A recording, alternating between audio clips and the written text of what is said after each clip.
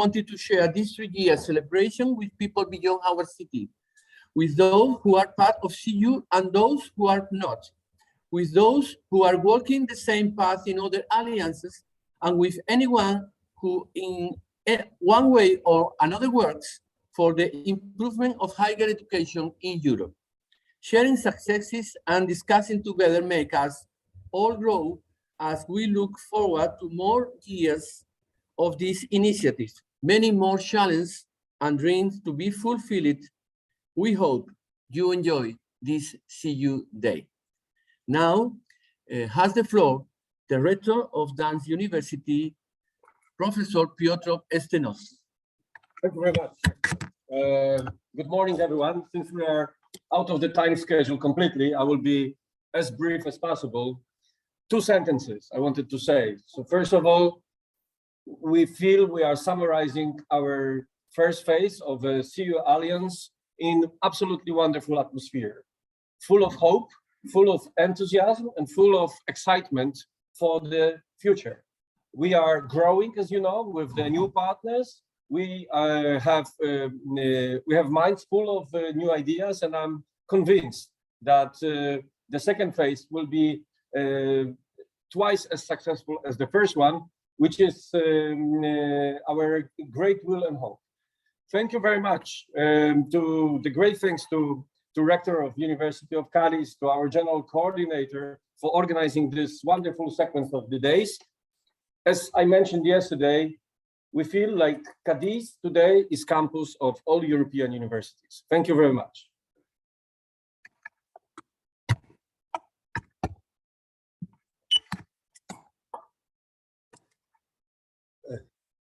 Dear colleagues, what to say? Piotr already said what we actually meant all these days. Dear Francesco, dear Fidel, all the team of Cadiz University, thank you very much for your hospitality. And we are actually, this is a finalization of what we were talking about 3 years ago, almost 3 years ago. We at that time didn't believe that it would be success like this, but as Francesco yesterday said, we are more together than with other universities from our countries, and that's the strong message actually for all of us. Although we are on the suburb of Europe, we actually show how many diversity in one hand we've got at our university, but also how similar we are and sharing the same ideas. And I hope, as Piotr said, in next 3-4 years, we will be doing more, sharing a lot of different but very fruitful ideas. And maybe what I really hope we will be doing is a joint study of all our universities, not 6, but 9 at the moment. And I'm really proud that we can show what we have done all these years. Thank you very much indeed to all. Thank you, Francisco, Fidel. Thank you, people from Cadiz. You did pretty good job. Thank you very much indeed. Good morning and welcome to the meeting. It is a pleasure to be with my colleague, Rector of Cadiz, Rector of Gdańsk, and Rector of Split. It is a particular pleasure because I was involved a year before the 3 years you had mentioned, 4 years ago, when this was just an idea of the French Premier, and we then had a 1-year battle to extend the notion of European universities from a small elite group of universities incorporating very few of the member states of the EU to extending it and creating a true European network. And we are very happy that that idea has taken fruition. So not only are the European university networks now inclusive, they are extensive, but they have depth. And we see the depth in the CEU network that we have created. And it was a pleasure in the past few days having conversations with the different universities to see that the CEU already has its own character. It is highly specialized in an industry, in a discipline, in a research agenda.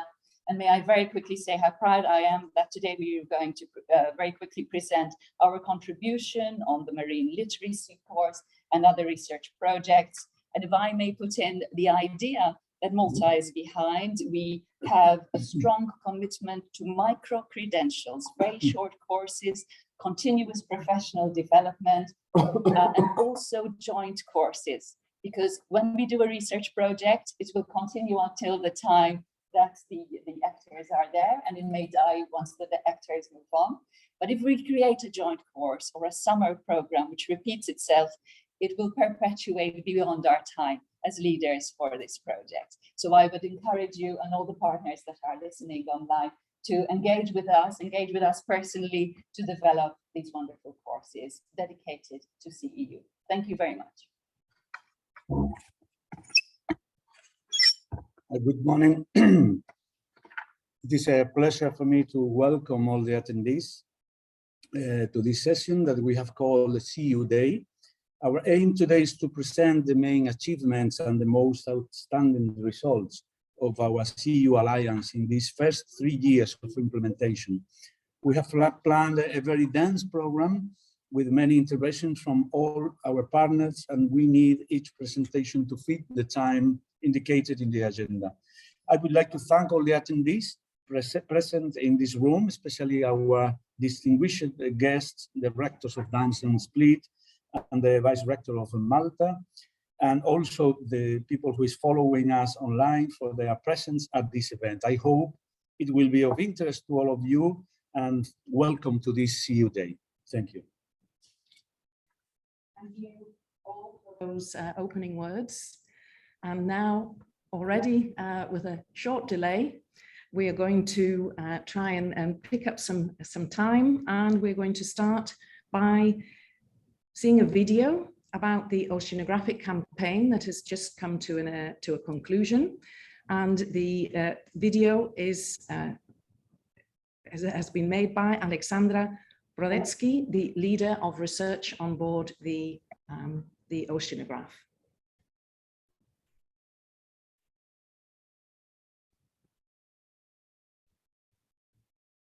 Hello, my name is Aleksandra Brodecka-Goluch and I'm a chief scientist of the CEU Joint Research Cruise.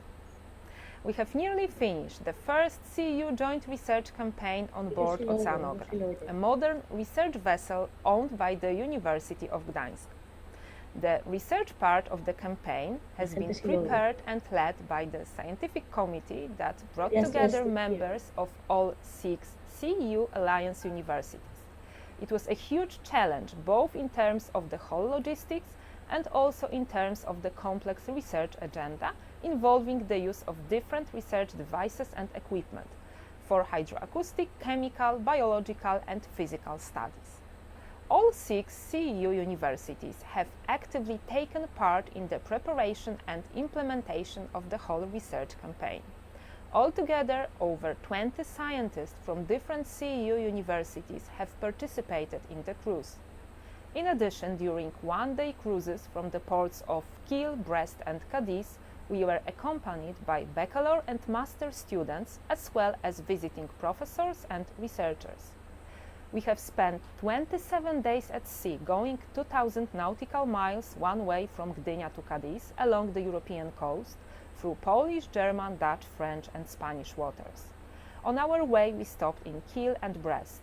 Weather conditions were almost optimal, so during the cruise we managed to implement about 80% of the initial research plan, which is a very good result taking into account the fact that we conducted research in 3 work packages divided into 10 separate research tasks. In the first work package, related to gas emission from marine sediments, we collected hydroacoustic data and also water samples in vertical profiles for the analysis of greenhouse gases, such as methane, carbon dioxide and nitrous oxide from 5 study areas: Gulf of Gdańsk, Arkona Basin, Mecklenburg Bay, Eckernförde Bay and Gulf of Cadiz.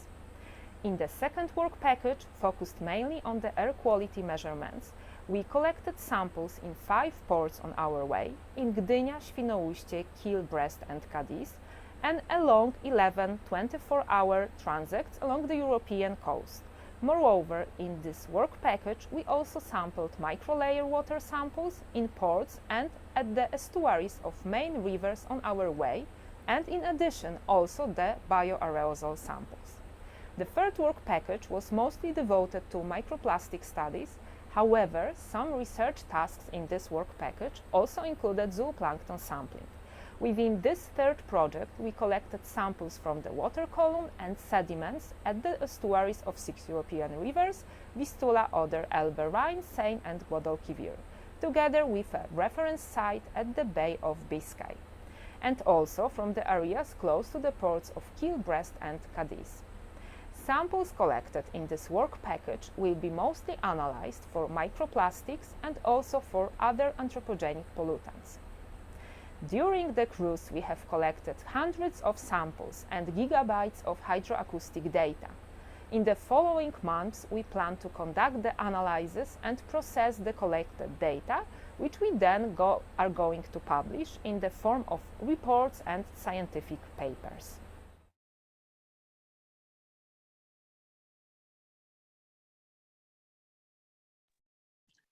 Thank you very much for that interesting video about the Oceanographic campaign. We are now going to move on to look at some of the main CU achievements related to what we call building bridges. And the first presentation in this section is about co-creation with associated partners. And I'm going to give the floor to my colleague Antonio Javier González, the Director of Planification in UCA for CU. Thank you, Laura. Good morning, everyone. We are coastal. We are coastal universities, historically, very, very integrated in our territory. In Spanish, we use the phrase de la necesidad virtud, make a virtue of necessity. We are not territories or of central university. We have a peripheral component that conditions us, but at the same time make us different. We need the territory more than other universities, and the territory needs us to find its place in the world. In short, we are nobody without our associated partners. And we are consistent with this approach. In the first phase of our alliance, we have incorporated 34 associated partners, including research centers, companies, ports, city councils, provincial governments, and NGOs. And if all goes well, in our second phase, we will grow to 75 associated partners in 3 bodies: the Cities Council, the Ports Council, and the stakeholder group. What have we learned in this process? Well, during the CU 1.0, we have learned that our associated partners do not want to be dummies on Zoom screens. We have learned too that they have little time, and that this time should be very productive for them. We have understood additionally that they are tired of being consulting through service. We have perceived that they want to be listened to in order to flow in what we do as an alliance, but also, and above all, that they want to design the alliance and its actions as equals. This is why our co-creation approach is the keystone of our second proposal, and why a good practice at the midpoint of our first phase summarizes the best of what we have done with our stakeholders. This example of good practice is Dipoactiva. Our provincial government, Diputación de Cádiz, is providing us with some 55,000 euros to develop a program that links our alliance, the 6 universities, the 6 ports, the transfers ecosystem, with a small and medium-sized enterprise in the province of Cádiz. It is not a lot of money, but it is enough to dynamize 4 actions. The first action, an agenda of research and innovation in blue economy. The second action, a virtual event workshop with 50 participants. The third action, an international webinar on global change on our coastals with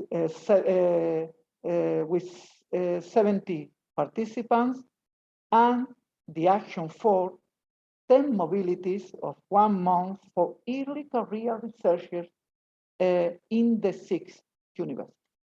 We can clearly say that the program was a success, but most of all, it was a good work camp to learn from a win-to-win perspective and to win over our associate partner for the future.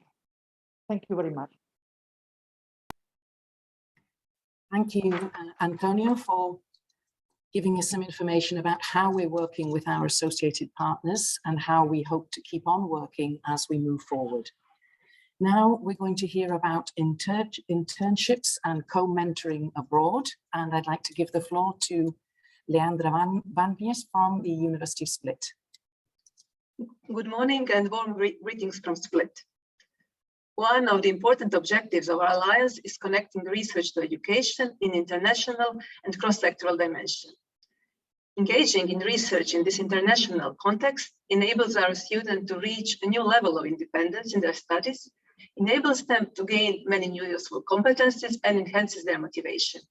And for that reason, we have introduced 2 pilot activities: summer research internships for bachelor students and joint master thesis. And as you can see from these numbers on the screen, we have had significant interest from the students. And we are still in the process of realizing these mobilities. In this process, we are learning a lot from the success stories, but also from the situations where the internship or joint mentorship could not be realized for a variety of reasons, not just the pandemic, although it's most important reason. Our goal is to eliminate these detected obstacles and very soon enable many more students to acquire international research practice, both in industry and in academia. And for that, our associate partners are very important.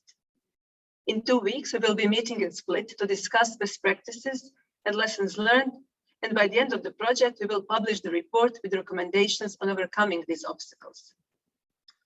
In order to enable this more efficient connection of research and education, and in order to prepare our students for this kind of mobility, we have furthermore created a joint online course, Research Excellence. It has 6 different modules, and they comprise planning the research in the context of existing knowledge, data collection, interpretation, and presentation, responsible research, technology transfer, writing a research article, publishing a research article. And I can say that more than 250 students applied and they inscribed to at least 2 modules, and many of them to all 6. And so far, we have more than 70 that have successfully finished at least 1 module. Furthermore, we have just launched the Opportunities Portal. And therefore, we invite the companies and research institutes to submit their collaboration, job, or internship offer to the portal, and then we will do our best to match their interest. The portal, it's on the other side, has also links to the other useful alliance resources, especially in the area of blue economy. And this comprises research groups, infrastructure, networks, trainings, testimonials, most of which my colleagues will later introduce. And also, my colleague from Split will soon explain, in addition to these pilot activities in CEU project, we have all at disposal Erasmus Plus internships, which have proved to bring benefits for both students and host institutions. including, of course, companies. Therefore, I can say that we are very optimistic that building on this experience, we can continue to increase the internships and co-mentoring within the Alliance. So, this is it. And greetings.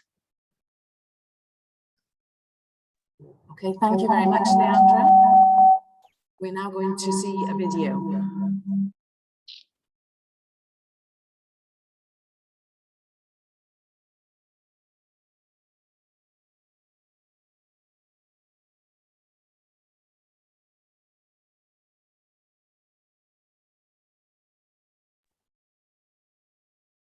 Okay, unfortunately, the technical issues have not been fully solved, and we are not able to see the video just at the moment. We will return to that later, hopefully. And in order not to lose any more time, we're going to move forward now with the next topic, which is increased mobility. And for that, I'm going to give the floor to Marine Legaleli, Vice Rector from the University of Western Brittany. So the floor is yours, Marine. Thank you, Laura. Good morning to all of us. So the European Commission speaks to all European universities the overall objective of 50% of the university community in mobility in a 10-year vision. You can consider mobility as physical or virtual or blended. It's still a very ambitious objective. Anyway, we've done our possible within CEU to develop new kind of activities to reach such mobility objectives. Indeed, we considered mobility as an essential facilitating factor for a deep integration of people around European values. Our initial objective for a 3-year project was to reach the 10% of overall mobility. Obviously, the COVID situation has deeply impacted the activity we plan to develop. Anyway, I will present you some key points of our strategy. First, staff mobility has been considered as an underexploited level, and so it has been one of our focus of our mobility project during this starting phase. We've been developing some staff weeks for teaching staff and non-teaching staff. The idea was to bring the counterparts from the 6 universities around a table for them to share professional backgrounds, best practices. The first one was organized just before the COVID crisis here in Brest by teachers from the management school. It's a good example because I can announce you that 2 years later, this week has been the first stone of a project of CEU joint master degree. And some of this staff week has been done remotely, like the one organized by the University Library of Brest. And since the sanitary situation is a little bit more flexible, a dozen of staff weeks have been realized, which was basically our annual expectation, and which will be still one objective in the new phase of the project. Then, student mobility stays obviously the priority target. During these last 3 years, and independently from COVID, we've been multiplying the mobility agreements between our faculties. 3 years ago, when the Alliance was launched, most of outgoing mobility here was from Brest to Cadiz. Cadiz is still an attractive destination, but now we can see flow of students in all directions between the 6 universities. It also concerns higher diversity of disciplines than before, from literature to sports and chemistry, for example. It's a clear positive signal that we've been able to mobilize many different faculties across the 6 universities, and not only the marine sciences that was our initial CU signature. The idea was also to organize some short mobility for students to be more inclusive, as not all the students feel comfortable about getting away one full semester. Those mobility were designed as with a training content on various thematics.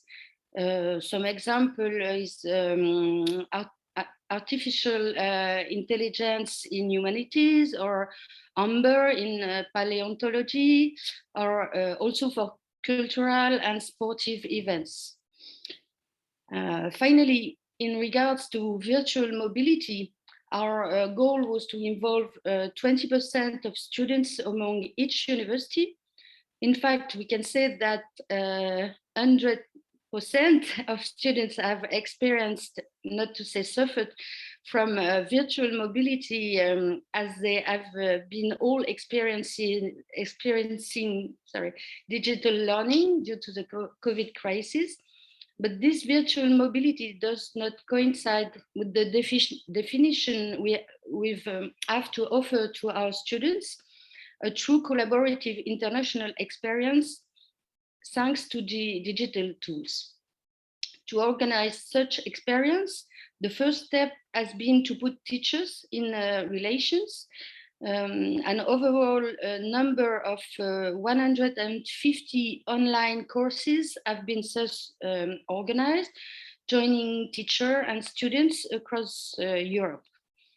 Finally, I would like to say that the education and mobility subcommittees, as well as the people from the technical working group, have been very active support to implement all these activities. And nothing will have been and will not be feasible without the hundreds of teachers and students involved. So thanks to all of them for making CU a reality. Thank you. Thank you very much, Maureen, for that information on how we're working on mobility in CU. We're going to move on now to our final point within this first section on building bridges, which is related to the Research Potential Database. And to talk to us about that, we have here with us Anna Jurkowska-Seidler.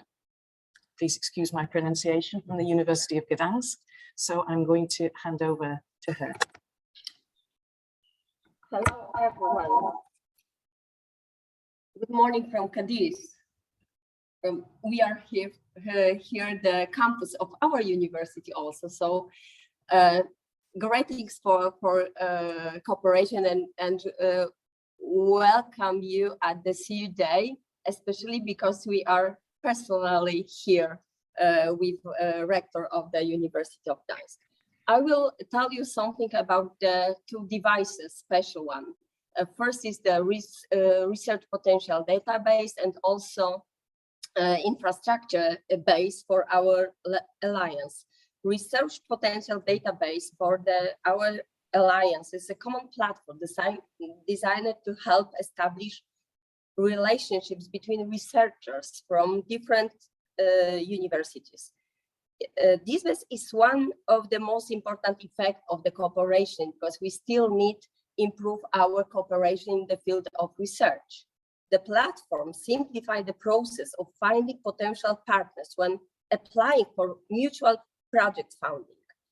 Data gathered on the platform will lay the groundwork for the implementation of future activities of the CU, and will help forge ties between researchers from our partner universities. The database also made it possible to enter information about the infrastructure owned by our universities. It can be used to search for infrastructure resources by keywords or scientific discipline, and to present people or entities that have provided detailed information. We are so glad that the platform now is being continuously updated. There are more than 370 research groups and more than 60 infrastructure positions registered so far. So please help us use the base, fulfill all the records, because it's so important for our research cooperation. Remember that our strategic point in the CEU Alliance is to improve our cooperation, not only in education and mobility, but also in the field of research. Thank you for the attention, and we'll prepare some short movie, short presentation, how this inter-university database is working in practice.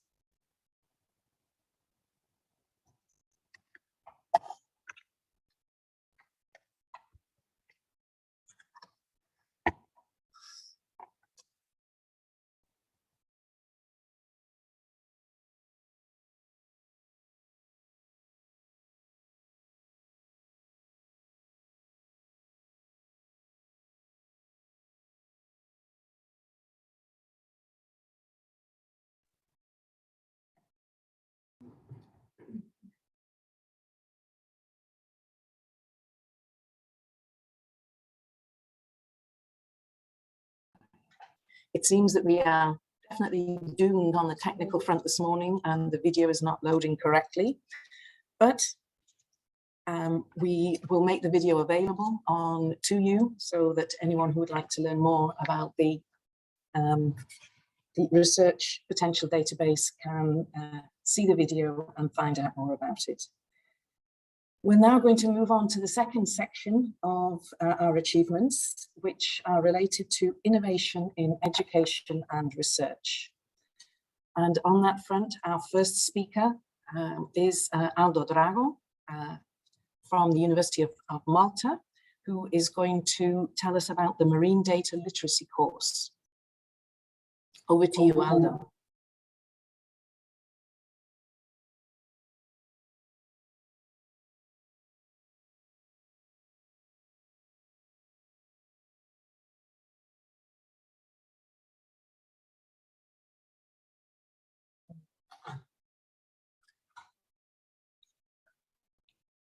Aldo, are you?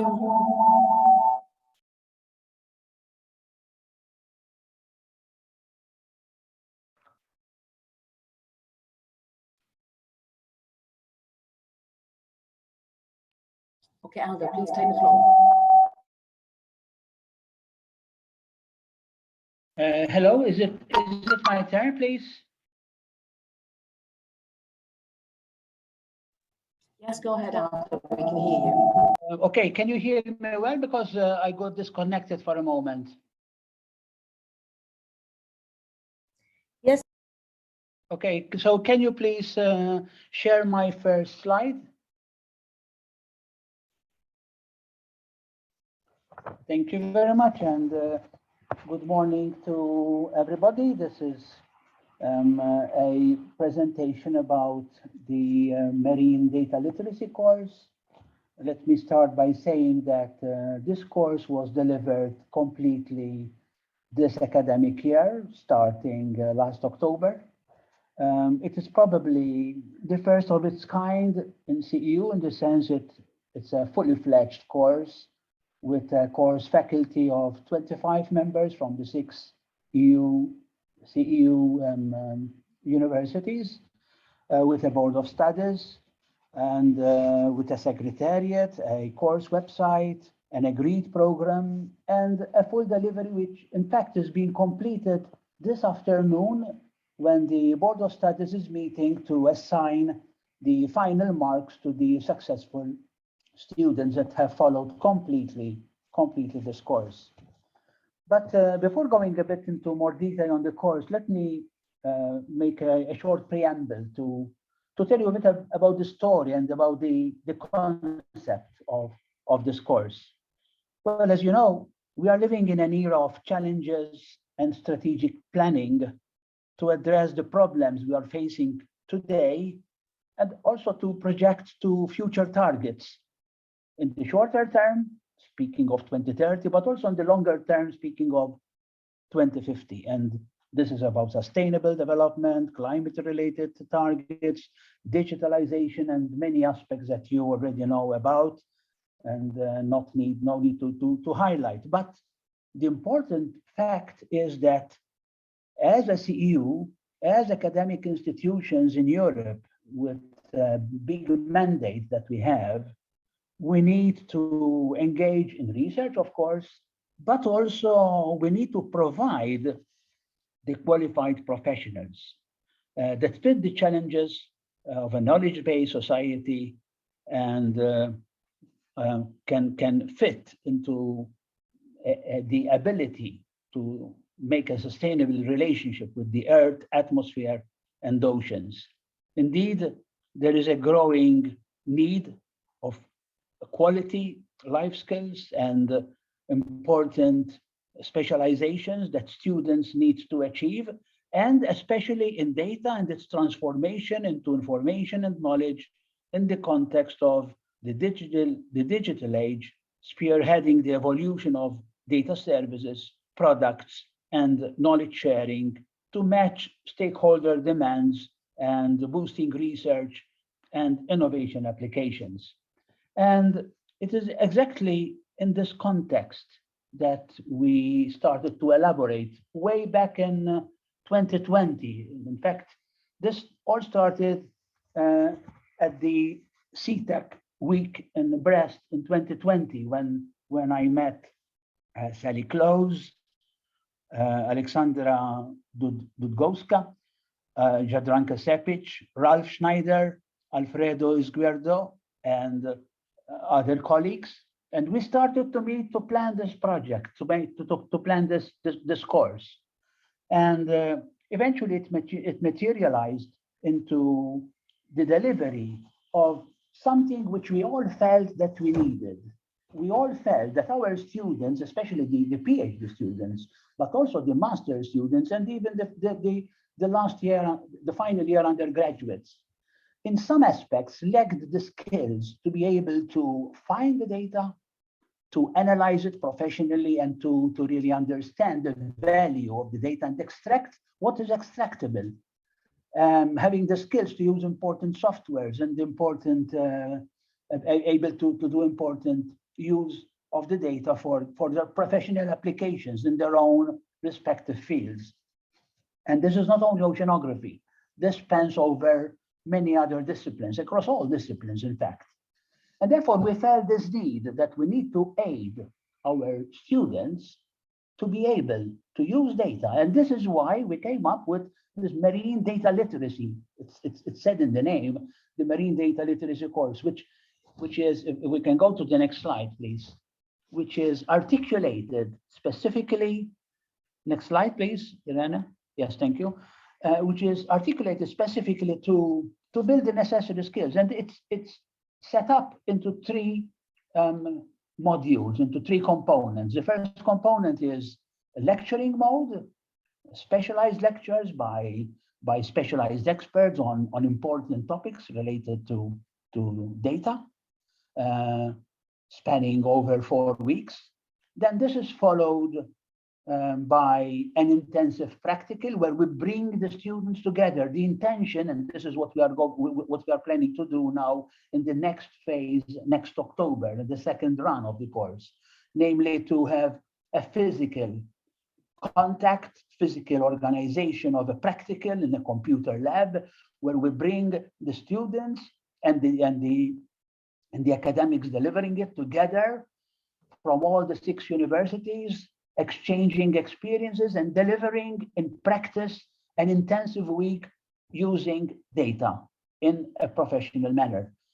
This year, we are going to hold this in Cadiz. Of course, last year, due to the pandemic, we were unable to do it in physical, and we organized the practicals online, and it was a success.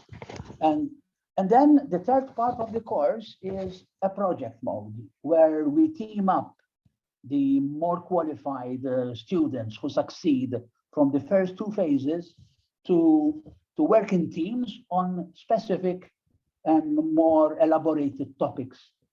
This year we had, in fact, 4 projects that the teams have undertaken and successfully completed their effort. Some statistics, just to tell you about the success of our course, even though we didn't have much time to promote it. Last year, we had 61 registrations for the introductory talks. Then we had 36 students successfully following the practical session. And then for the project mode, we ended up with 13 graduate students who have completed fully. And as I said, today, they will be offered the full assessment. The future? Well, the future is, of course, we wish this course to be integrated into the courses offered by the respective universities, not only within the 6 or 9 now CEU universities, but even beyond. We want to offer, in fact, the course this year was already offered even to students outside the CEU.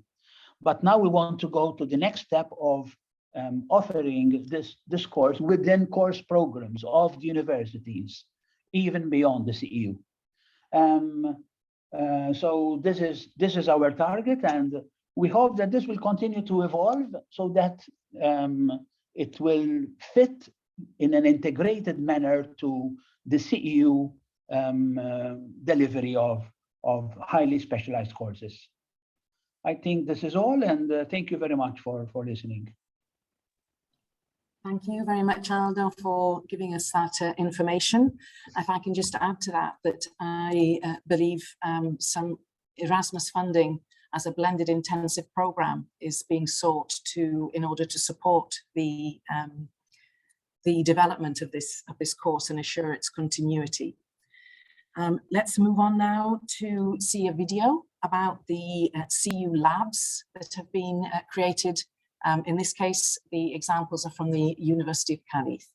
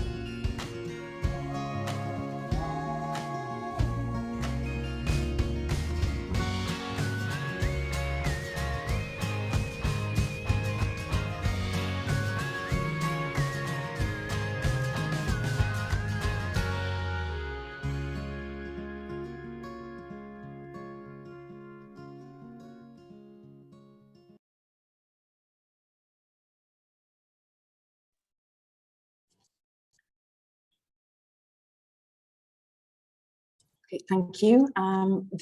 That was an example of one of the 4 laboratories that have been created in the University of Cádiz. And the idea is to be able to support our teaching staff in creating material for remote teaching and provide the necessary technological support to develop this type of material. And the partner universities are also developing similar laboratories in their universities. We're now going to move on to look at activities related to multilingualism. And I'd like to give the floor to Jonathan Durgadon, the Technical Manager of CEU within the University of Kiel. Good morning, everybody. Good morning from Kiel. Languages, they play an important and central role in defining identity of a person. Language is also very tightly linked to culture. As Europeans, this identity is further even expanded. It adds another dimension to it. Here, to broaden language skills can foster not only multiculturalism and multilingualism, but also foster mutual understanding and cohesion.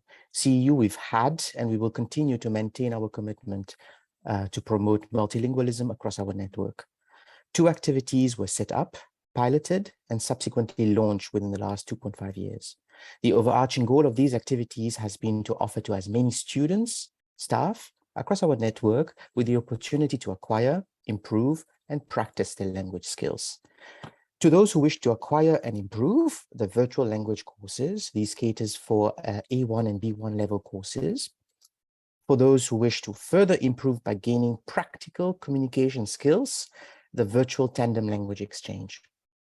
The language courses activity is sustained by the principle of reciprocity. What I mean by that is every university offers courses to participants of other universities. This is done virtually. The tandem language service is about practicing the language further with a positive impact on empathy for foreign cultures. This can be done virtually or in person. If 2 people are in the same place, there's no objections for them to meet in person. We offer the service to accept applications from participants, students and staff, of course, and match them based on various different criteria.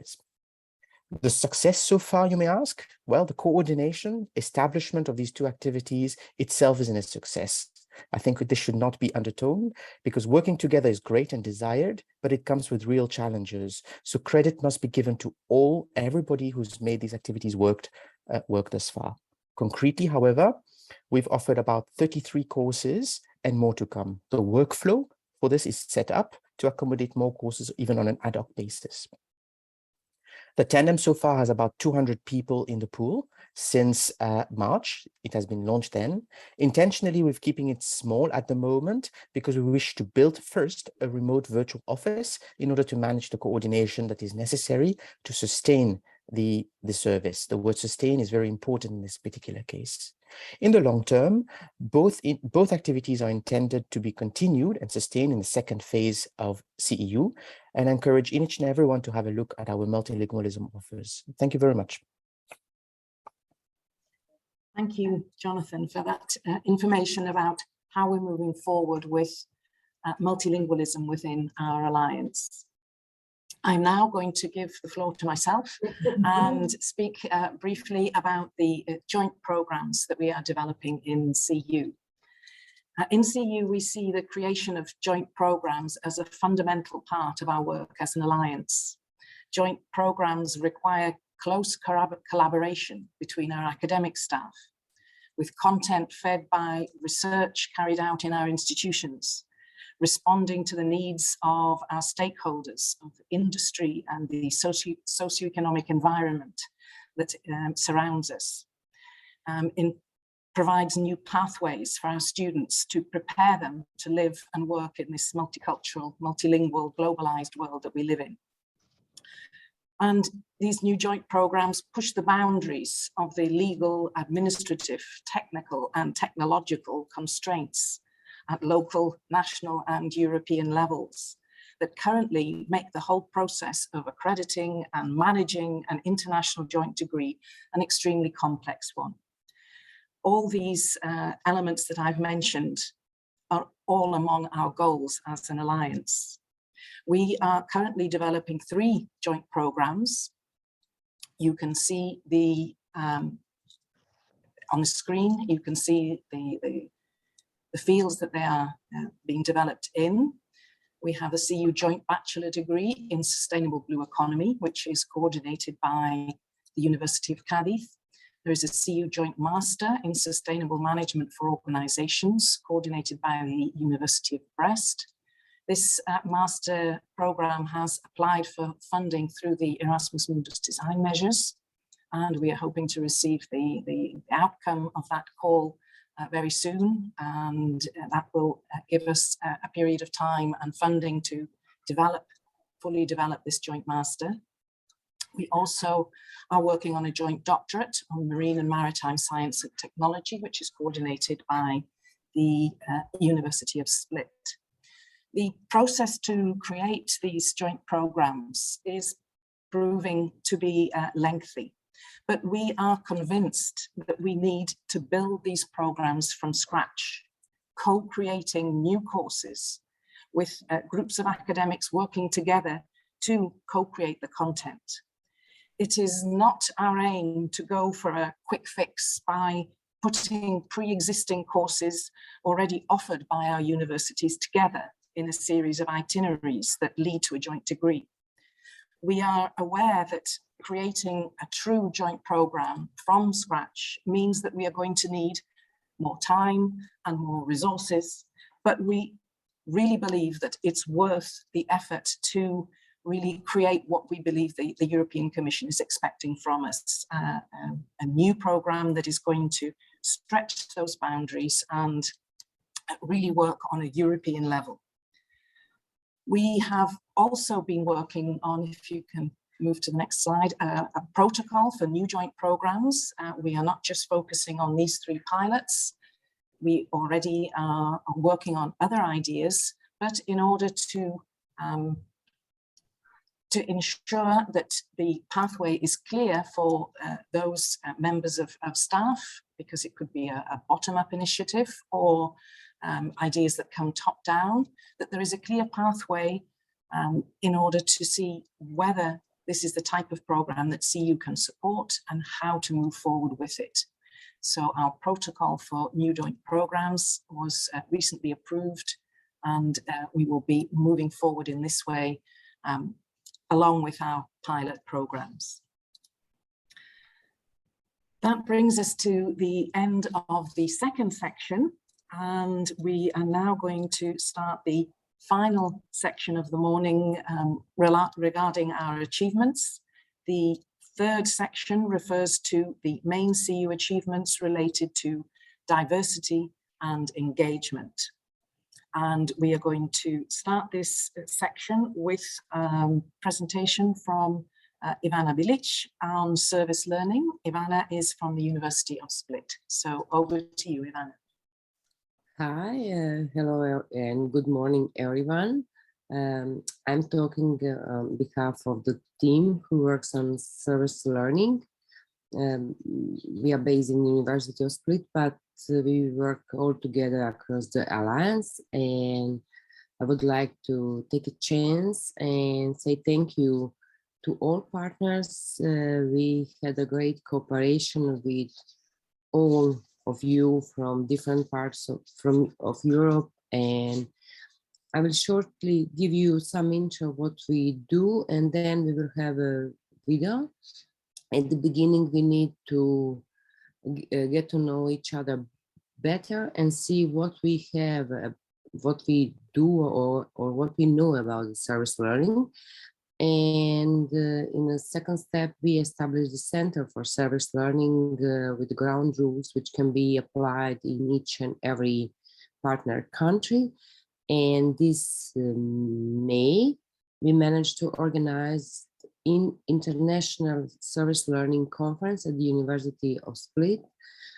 We are very proud that we managed to collect a significant amount of the papers, and now we are in a phase to develop proceedings and probably publish the best papers in one very good indexed journals. So thank you everyone from the nice cooperation. I think it's time for the video where you can see more about what we did.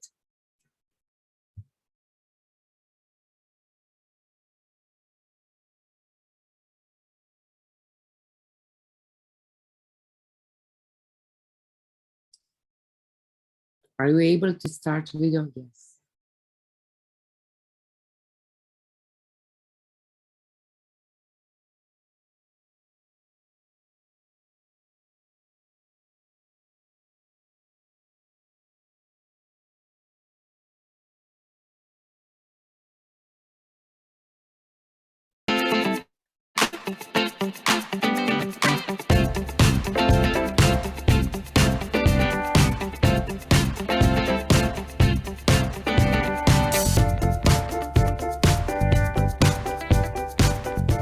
Yeah, our presentation today is about really looking at service learning not as learning, in fact, but as studying. Because studying means that you agree that your process is never finished, but you have to be an innovator and a change maker, probably for the whole life. And we look at studying as learning to navigate the forest. And the forest is so tricky that you cannot really grasp it. So you cannot learn it, you can only study it eternally and try to survive in it.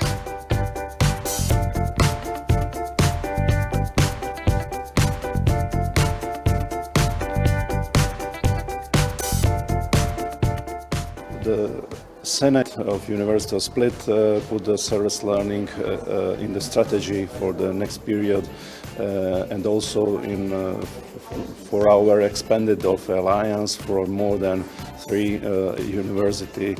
I hope so for the next years. On this conference during these days in Split, we would like to incorporate the service learning in education processes at University of Split and each level of education programs at the University of Split, and also in alliance and the policy of developing the service learning and education processes in alliance.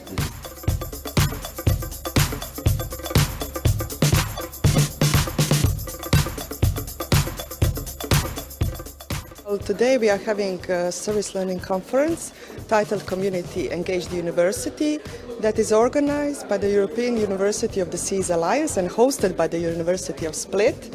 And I can say that we are really happy because today we have 39 presentations, not just from partner universities from our alliance, but also from other countries all around Europe. Universities have a mission to be community engaged, and we really hope by organizing this and similar activities that we will increase the level of engagement of our CEU universities.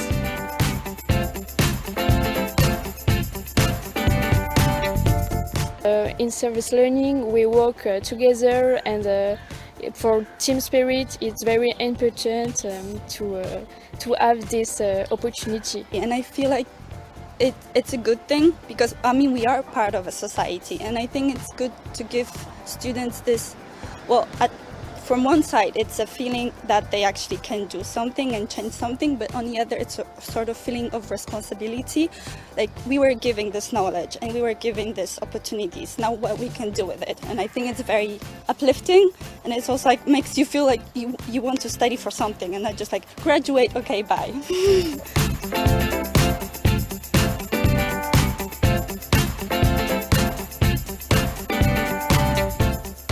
For my point of view, for NGO, for SUNCE, we have a lot of advantages. I would say that we get a lot of community, I would say, active involvement, even from students now, mostly proud of. Also, SUNCE gets visibility, and we are well known now in Croatia, or in Split, of course. And then we have a good cooperation with faculties here in Split. That is something that we are proud of, and that is something that leads to different projects, different activities. Once you start, you're never going to stop, because you see your students motivated, you see change in them, and you also learn a lot about society, because although we are somehow merged with society, we are still somewhere on the hill, and we are looking down and we see issues, but we don't know, like, at every point in time how to solve these issues. And community has a great ideas, and they can actually implement it with the help of our students.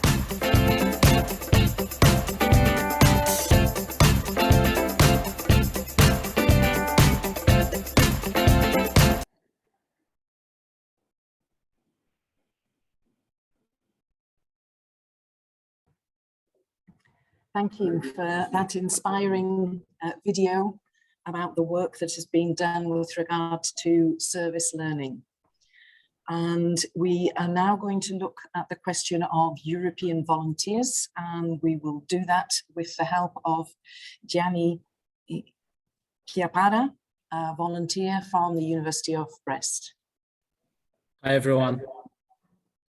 Is the sound okay? Sound quality? Yes, perfect. Okay. So hi, I'm Gianni.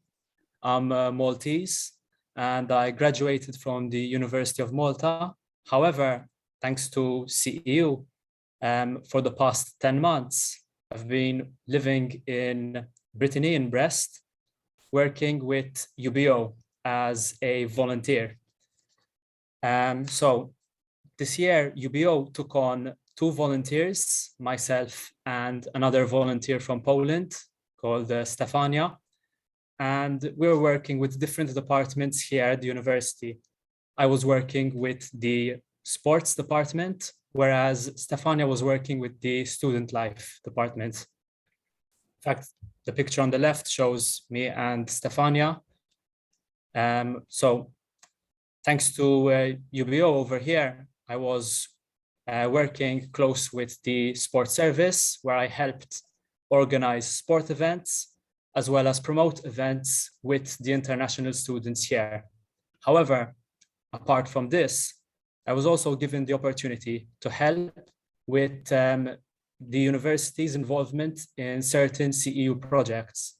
For example, during the intensive AI course organized here at UBO, myself together with Stefania, we helped prepare the itinerary together with the CEU office here, as well as helped organize some leisure and cultural events for the incoming participants so that they could have an enjoyable experience here and not just take part in the AI course, but also discover the city and culture here in Brest. Moreover, I was also given the opportunity to help prepare groups of students to take part in sports activities organized by CEU, such as the CEU beach sprint rowing competition held last November in Malta, and the Sveti Duže rowing regatta held last May in Split. Apart from this, I was also given the chance to even go to Croatia, to Split, and be a participant in this event. And it was thanks to these opportunities that I met participants coming from all the CEU universities and got to share my experience and get to know them better. With regards to my stay here in Brest, I was also given the opportunity to take part in the solidarity race organized by the students here, where I was also given the chance to meet all the incoming participants from the CEU universities, where we had discussions, shared values related to both our culture as well as our mutual interest in sports. My experience here has overall broadened my horizon as to what opportunities are available thanks to CEU. It's also helped me become more open-minded, as well as even helped me improve my my level of French. I went from an absolute beginner to, let's say, lower intermediate. Ce n'est pas facile, mais je crois avoir fait de grands progrès. And with regards to volunteering with CEU, I'm glad to say that as of the next academic year, well, starting from now, UBO has once again shown interest to accept another 2 volunteers for the coming scholastic year.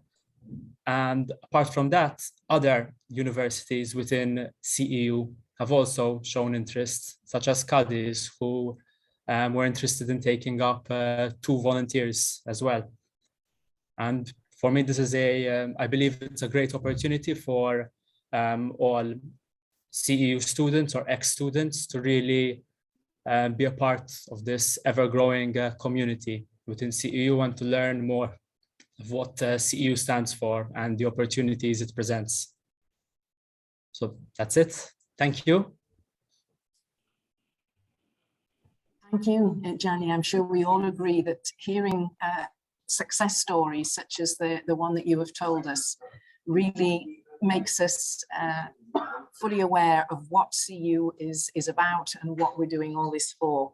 And indeed, students are a vital part of the Alliance, very important to us, and are fully incorporated into our into the CU structures. And I'd now like to give the floor to the representative of the CU Student Council, Rocco Glijanovic from the University of Split, and he is going to speak to us through a video. So fingers crossed that we don't have any problems with the video, and please enjoy listening to Rocco.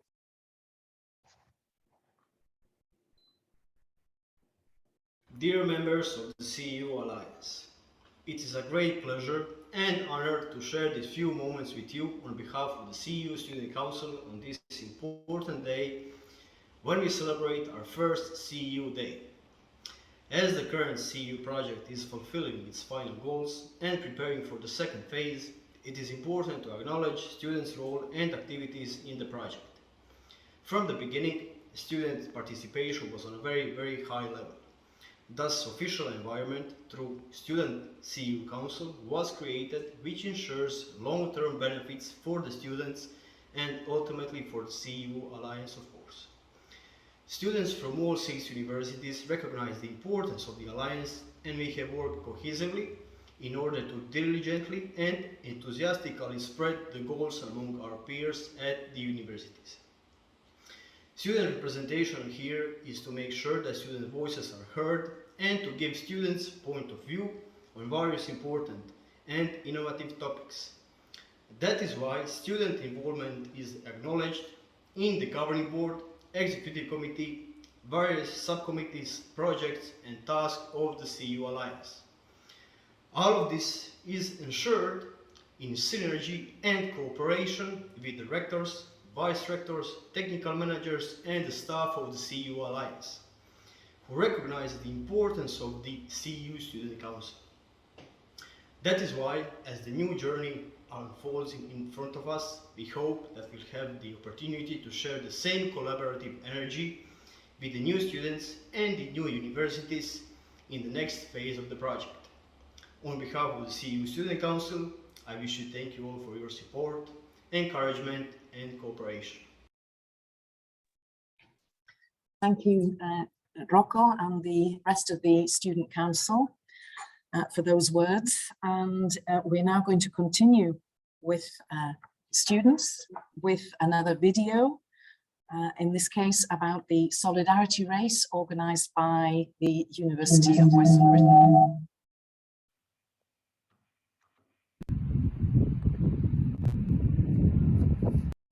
Hi everyone, we are the students from the University of Britain.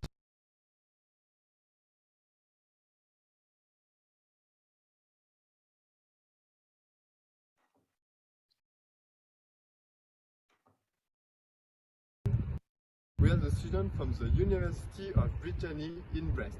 And together we are the CU team of La Solidaire de Brest Décathlon. La Solidaire de Brest Décathlon is an inclusive and charity race organized each year by the third year of sport management degree students. The run will take place in Brest, but it's not the only way to participate.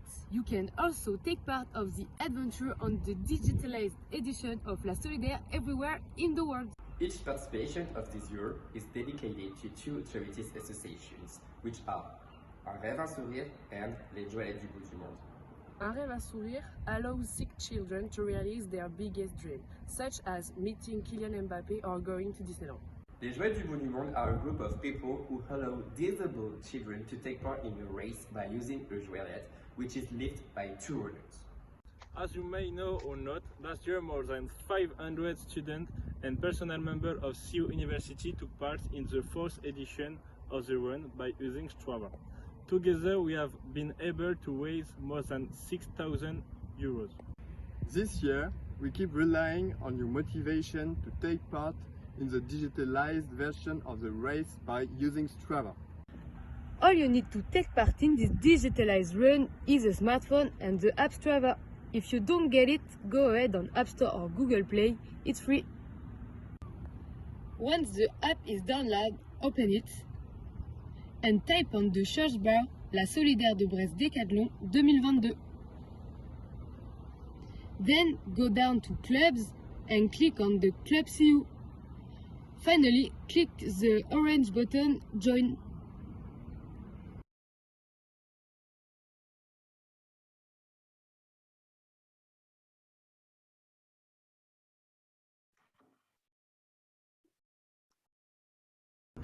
Last year, you ran more kilometers than the people from France, and we know that you like a little bit of challenge. Once again, we are sure you can achieve it. Your goal will be to together run as much as possible to link each CU university. Brest to Cadiz, Cadiz to Malta, Malta to Duns, and so on.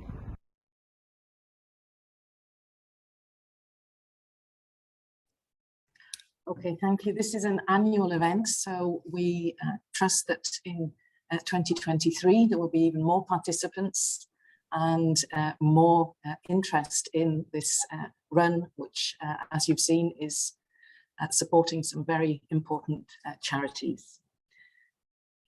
Within CU, we have 2 observatories, and we are now going to hear briefly from representatives from each of those observatories. The first one is the Observatory for Sustainable Blue Growth. And we are going to see a video and then hear from some of the people involved from the University of Split.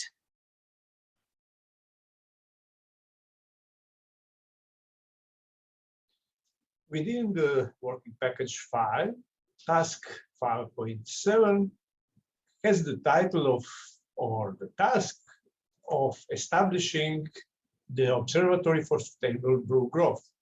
This observatory would mean, or should mean, a transnational inter-university team that would work to facilitate regional dialogue and foster the effective network of stakeholders in the field of marine and maritime activities that would work on raising awareness of maritime and maritime industries, activities that should be, of course, sustainable, long range and sustainable activities in that area to achieve the goals of the European Sustainable Blue Development.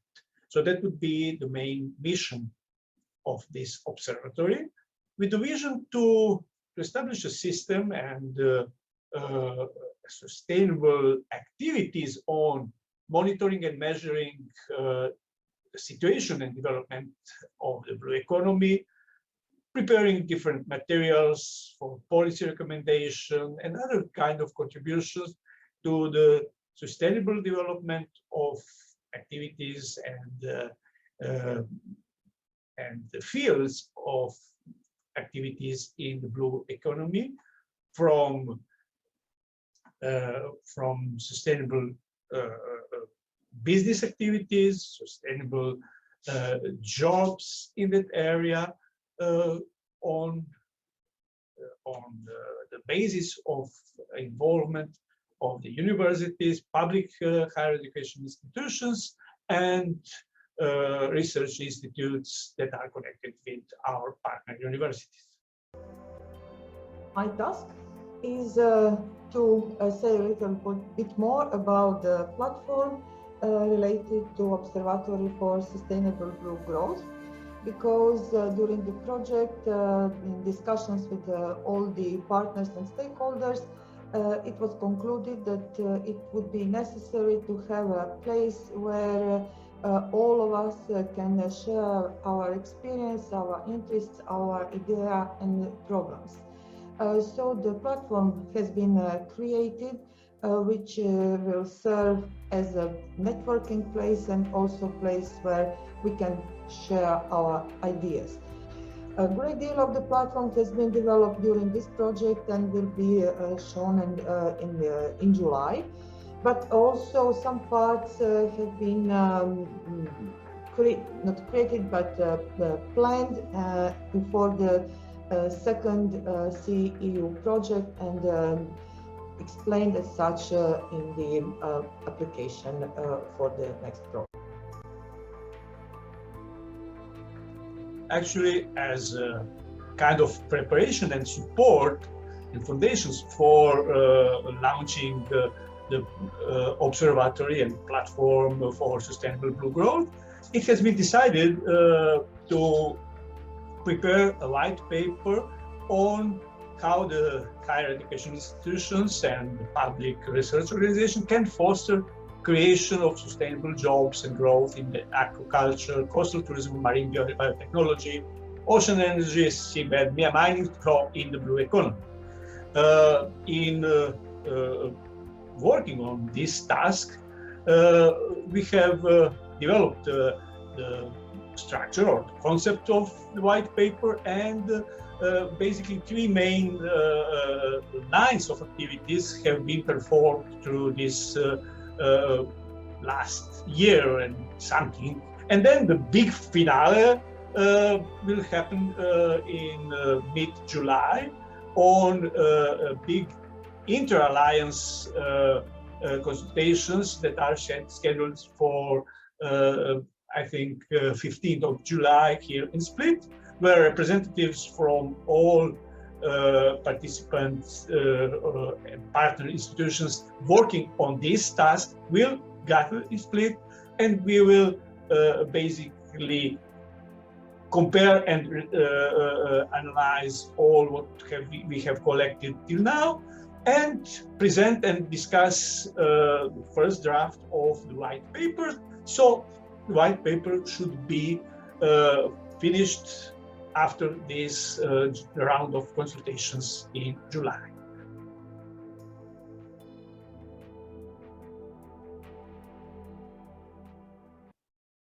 Thank you very much for that interesting information about the developments being made in the Observatory for Sustainable Blue Growth.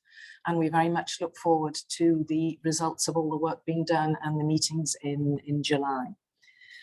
The second observatory within CEU is the Observatory of Migrations and Human Rights. And I'd like to give the floor now to Beatriz Thomas-Dual from the University of Brest, who is going to run us through the work being done so far in the observatory. Thank you. Good morning, dear colleagues. First of all, a few words to introduce the observatory. The observatory is a group of researchers from different disciplines, such as sociology or law, from the Six University of CEU. It was a task of the work package number 3, whose pilot was the UBO, with a special place occupied by the University of Cadiz, which hosts a Jean Monnet Center of Excellence, as well a chair on migration and human rights in Europe's external borders. Hello, Miguel.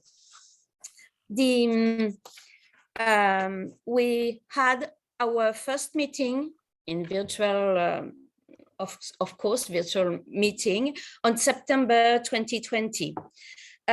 We had an inventory of the researches of each of the researchers, and then we proposed to build our observatory around 3 lines, 3 axes. This proposal was unanimously accepted by the member of the observatory on our meeting on November 2020.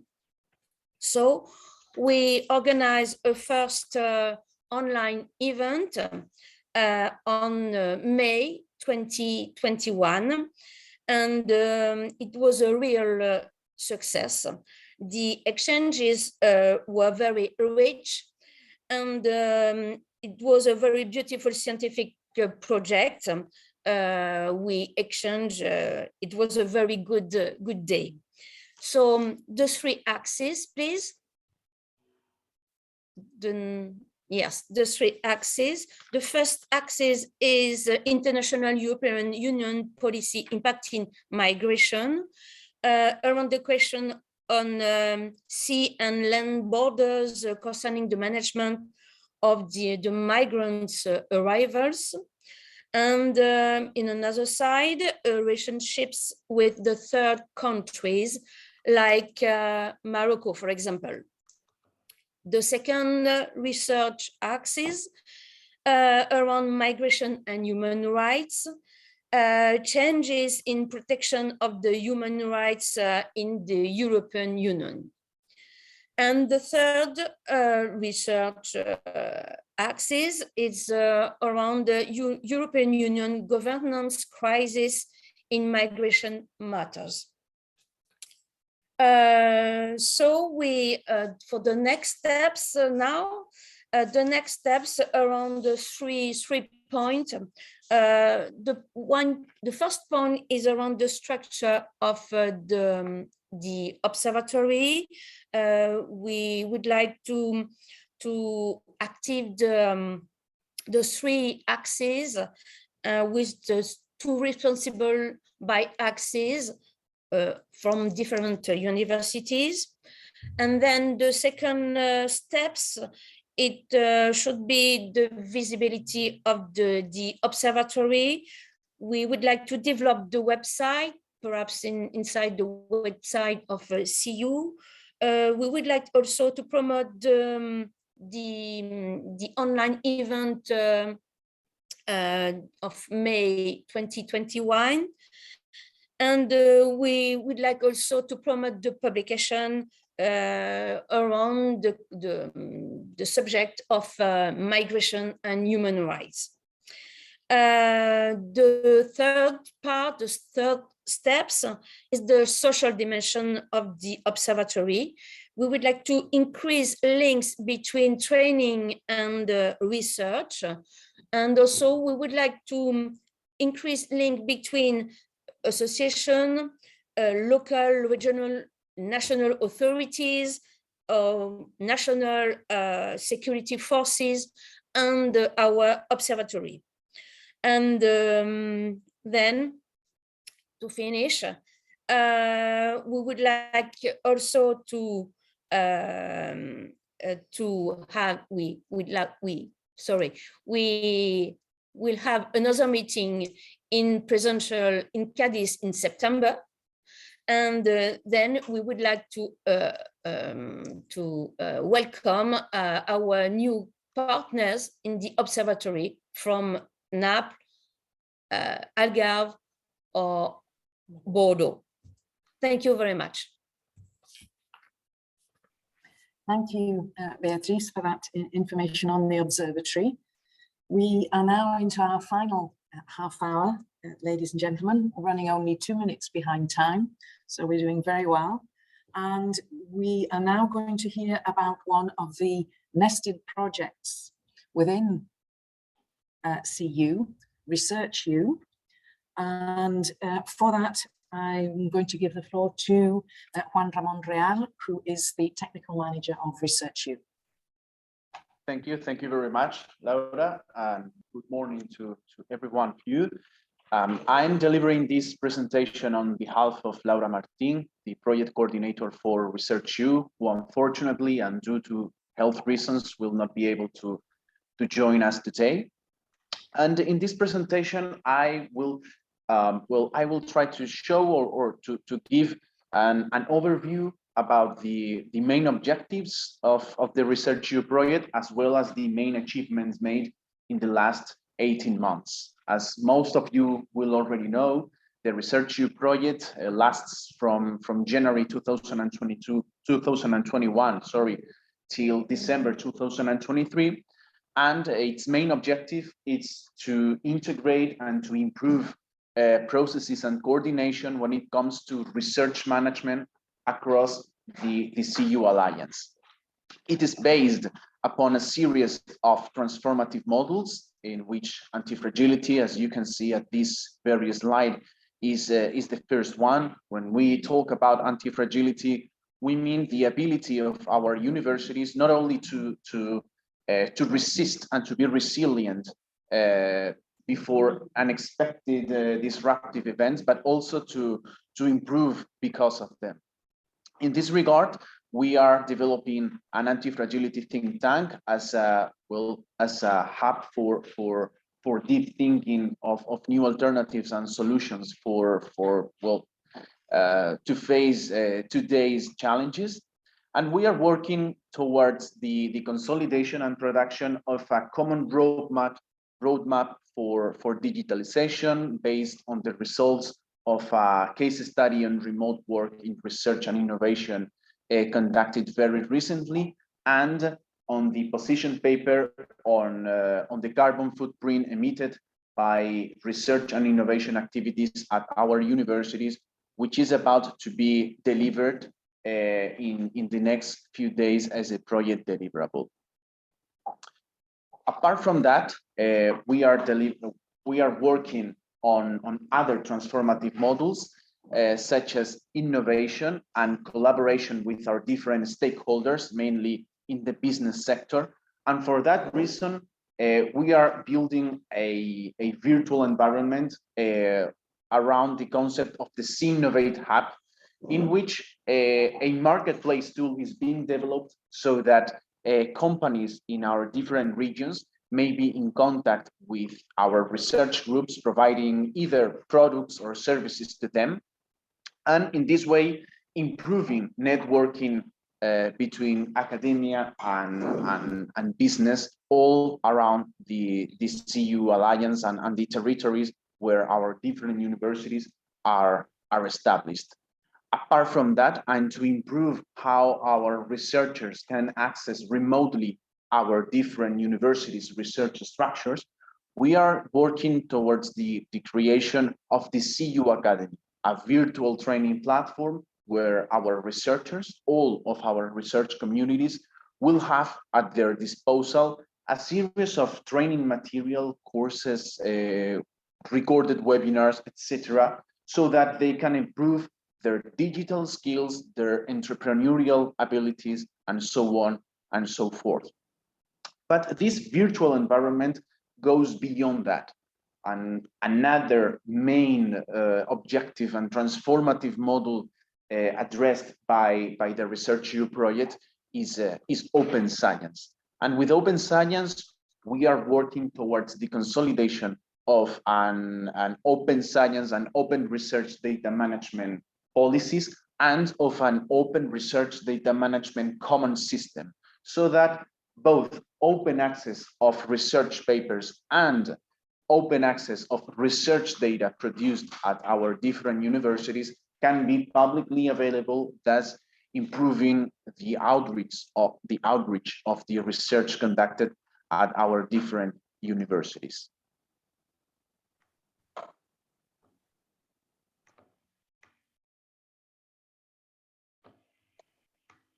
And of course, at the end of the day, this is a science with and for society project in which collaboration with our different stakeholders, in this case, focused on the civil society, is strongly encouraged. In this regard, we are conducting a series of pilot project activities for citizen engagement, and two of them have already taken place. The first place in Brest in last April, the Transformation Lab took place, and then in late May, the Killer Marketplace took place in the city of Kiel, in parallel to the meetings of the governing bodies of the CU Alliance. Next year, two other events will be conducted. In Gdansk, the Marine Science Shop, whereas in Cadiz, the Citizen Science event will be organized. And finally, I don't know if there have been some issues with the presentations. Anyways, I can go on with the presentation.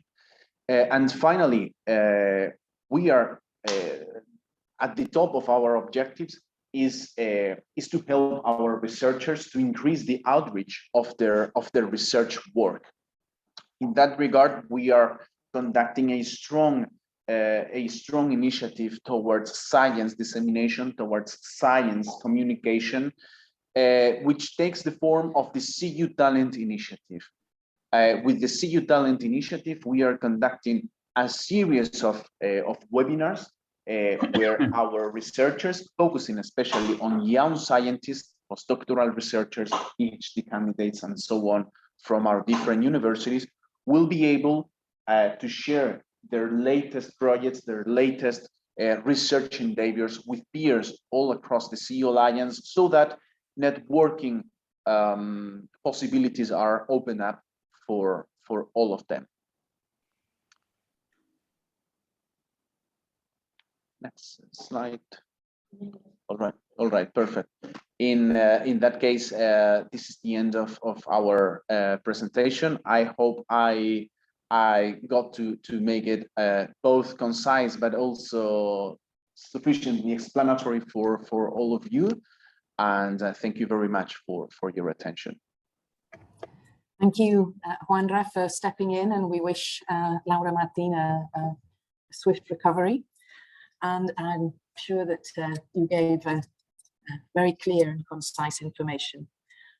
We are now going to hear about the CU Doc project, and for that I'm going to give the floor to Philippe Bondaven from the University of Western Brittany, who I believe is going to show his own slides.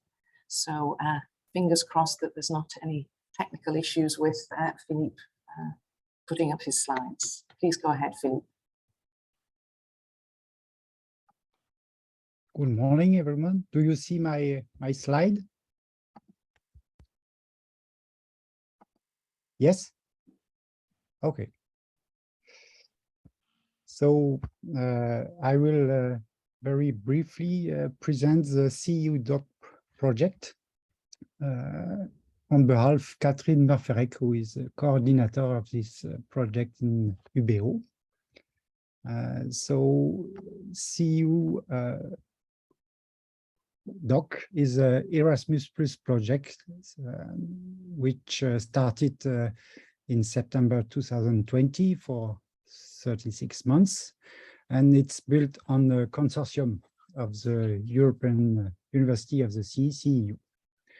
I will not go into all the details of this scheme, but very briefly, there are various activities and events and transnational project meeting going on in this project, especially 3 intellectual output. I will briefly present them shortly, and some training activity, multiplayer events, and transnational meetings. The main focus of this CU Doc project, this Erasmus Plus project, is to promote the insertion of doctorate in a non-academic sector, because it's one of the challenge at the moment. Most, or at least quite a substantial percentage of the students after a PhD do not found works in the academia, and so move to non-academic sector.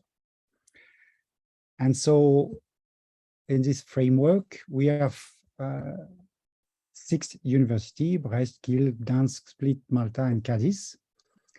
And Kiel is in charge of the quality insurance of this project, and Malta of the dissemination. Brest is in charge of the coordination. And concerning the intellectual outputs, you have 3 intellectual outputs. The first one is profiling non-academic employment of marine science doctorate holder. It's coordinated by the University of Gdansk. The second one is skill matching challenging, aligning doctoral student skills with employer and entrepreneur expectation in the non-academic sector. It's coordinated by the University of Cadix. And finally, the IO3 is building the Blue Doctoral Community of Tomorrow, coordinated by the University of Split.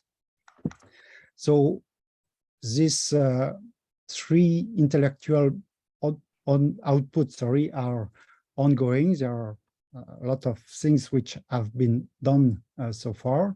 And so I have no time to go into details, but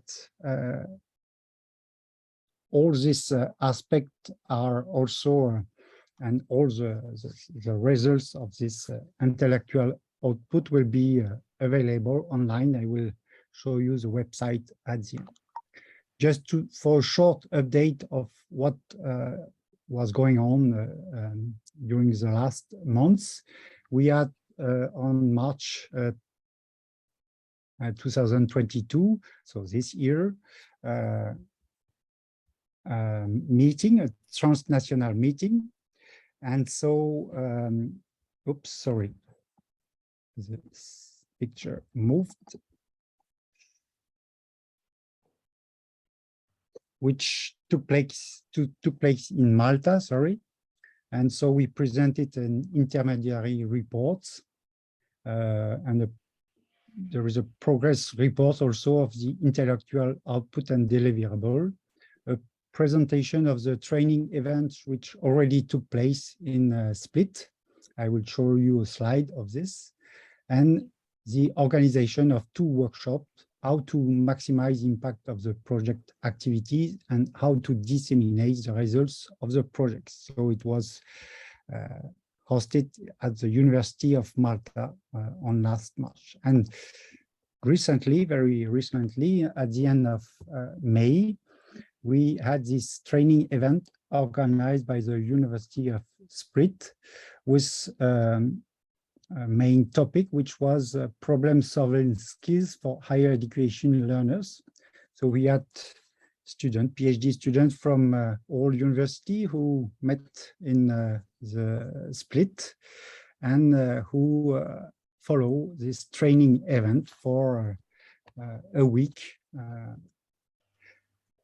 And lastly, I will just present what will going on in the next months. We will have multiplier events organized by the University of Cadix on November, December 2022,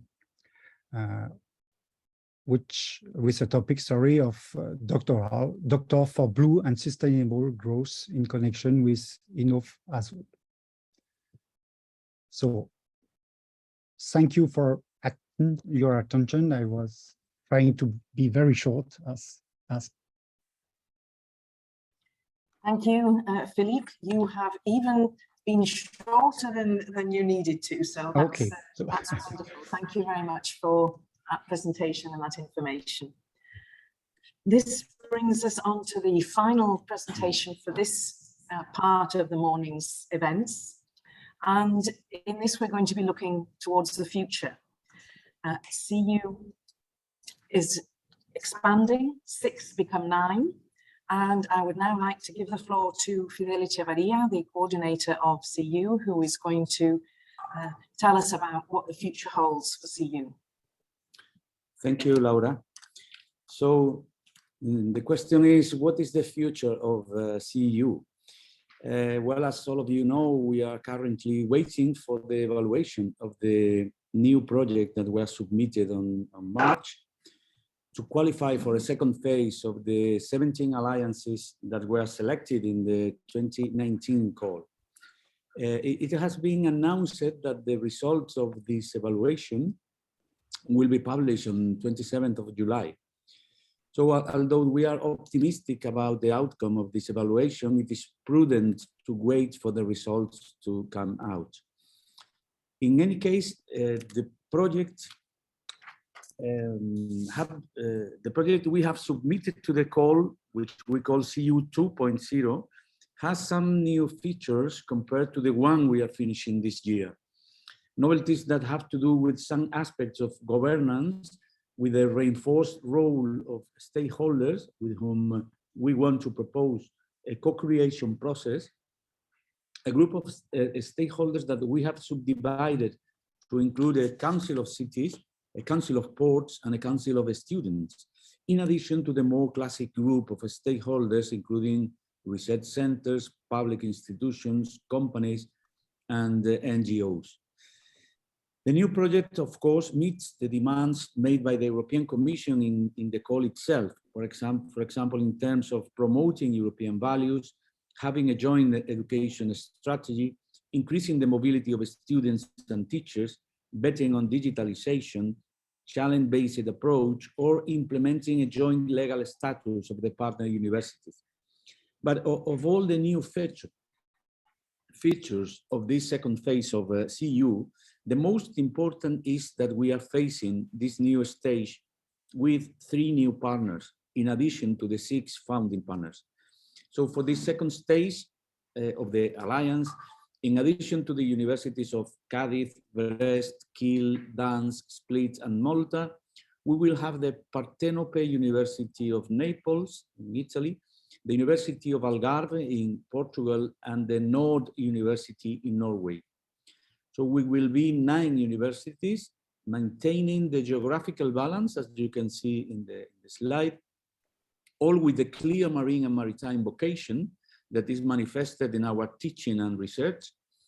And now a representative of each of these 3 new universities will take the floor to present their university and greet all those present here today. We will begin with the University of Partenope in Naples. I think Elvira Buonocore is with us. Then Elvira, you have the floor. Yes, thank you for the floor. I share my screen.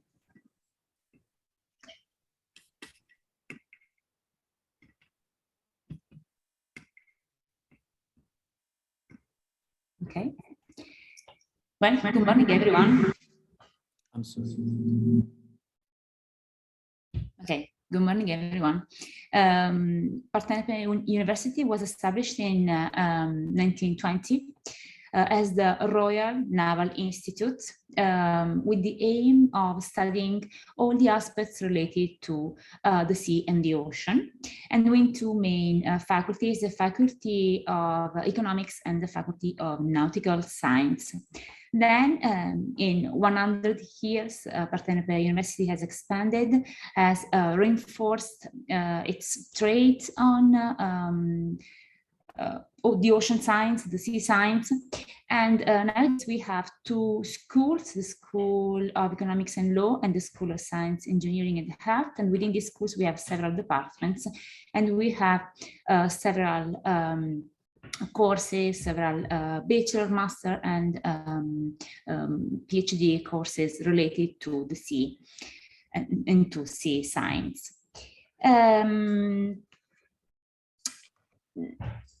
In terms of numbers, we have nowadays 345 professors.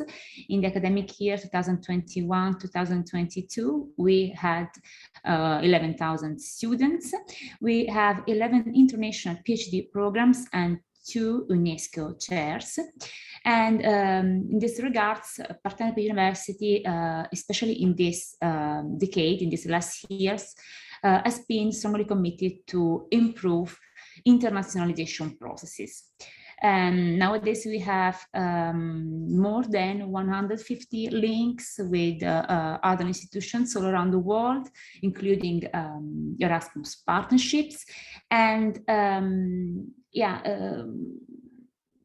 I can see that we believe that the CEU represents a pivotal opportunity, a great opportunity, an important opportunity for Partenope University to strengthen this commitment, this trade on the sea science, and also to boost internationalization processes and strategies. Thank you for your kind attention. Thank you, Elvira. So now from the University of Algarve, Alexandra Teodosio, the Vice Rector, you have the floor, Alexandra. Good morning all from the University of Algarve. I would like to acknowledge the invitation to share some words in this CEU Day.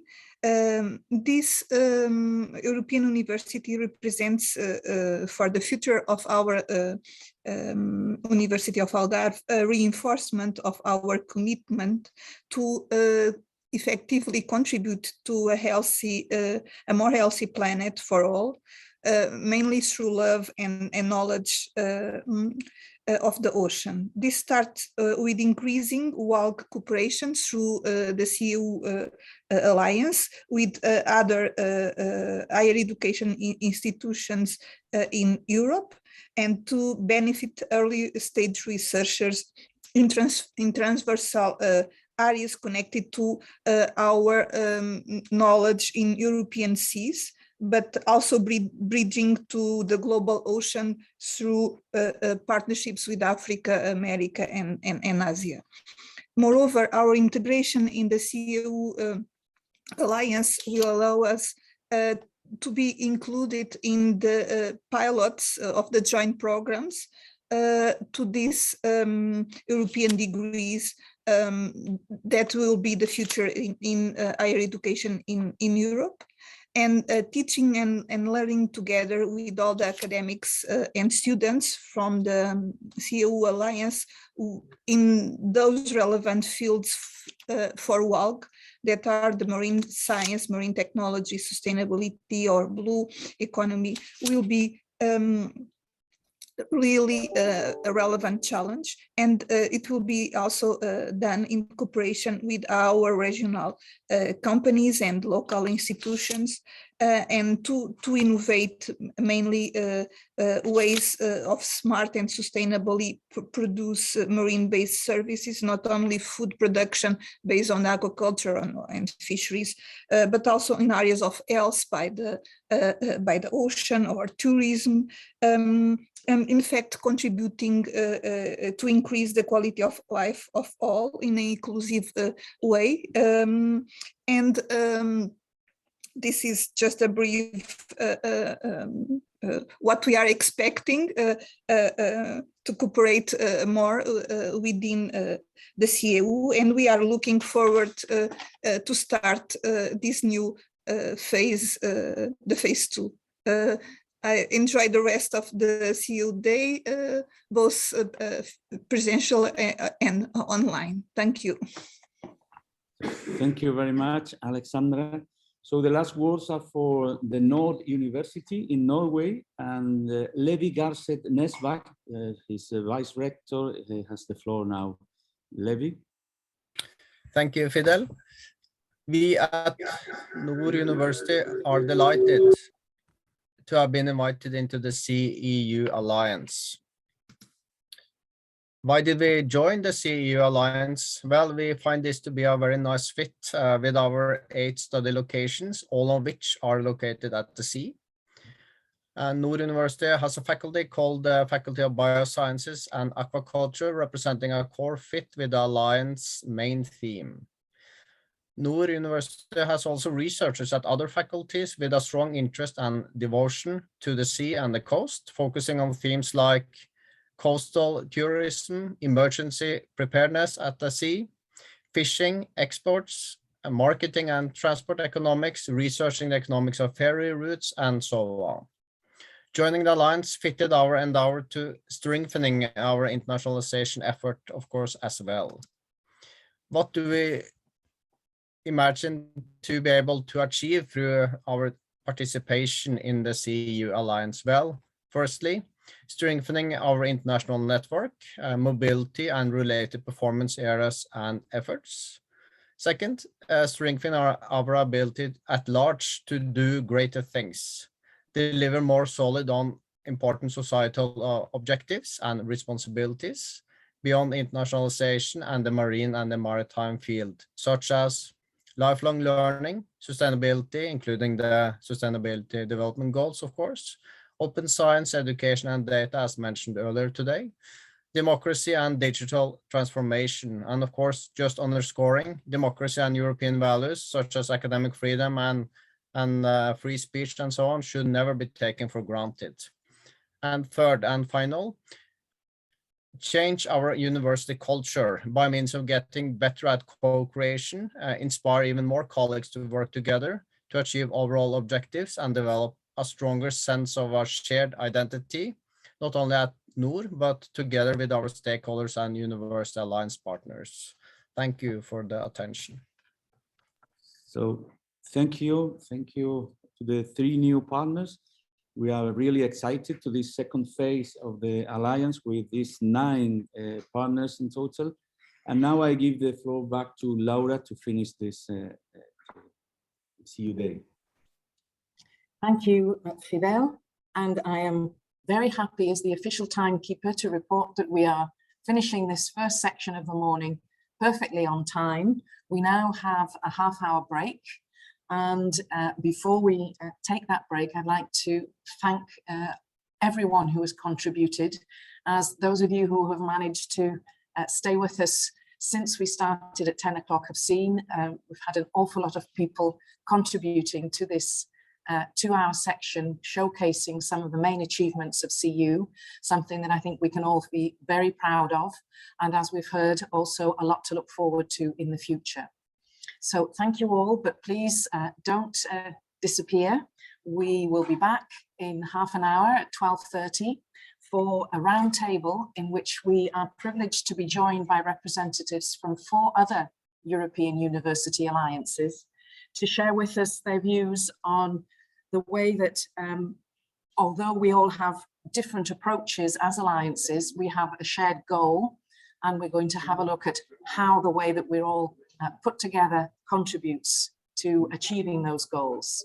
So thank you all very much indeed, and we look forward to seeing you again on screen in half an hour for the roundtable.